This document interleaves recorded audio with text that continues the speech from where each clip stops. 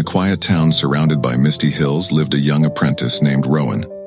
He worked for Master Aldric, the most respected clockmaker anyone had ever known. Aldric could repair any clock, large tower clocks, tiny pocket watches, and even ancient timepieces with mechanisms no one understood anymore. Rowan admired his master deeply and dreamed of becoming as skilled as him.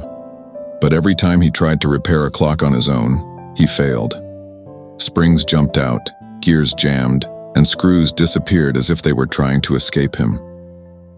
After months of mistakes, Rowan began to believe he simply wasn't meant for the craft. One evening, after another failed attempt, Rowan dropped his tools and sighed. "I'll never be as good as you," he told Aldric. "I ruin everything I touch." The old clockmaker looked up from his work, his hands steady and calm. "Follow me," he said. They walked to the back of the workshop, a place Rowan had never been allowed to enter. Aldric opened a cabinet, and inside were dozens of broken clocks. Some shattered, others rusted, and many disassembled beyond recognition.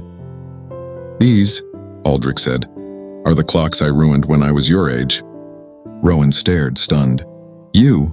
But you're a master." Aldric chuckled softly. "Mastery isn't the absence of failure, it is built on failure. Each broken piece taught me something my successes never could." He handed Rowan an old, dusty watch. "This was the first watch I ever fixed properly. It took me 3 years, and I broke it 100 times on the way." Something shifted inside Rowan. For the first time, he realized his failures weren't proof of inadequacy. They were steps on the same road his master once walked. The next morning, Rowan returned to his workbench.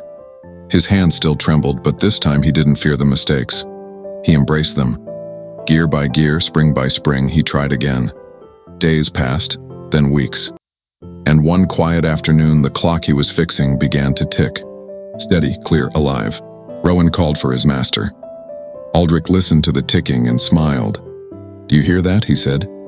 "That's not just a clock, that's the sound of perseverance." For the first time, Rowan felt worthy of the craft he loved, and he knew that one day he too would become a master, one mistake at a time.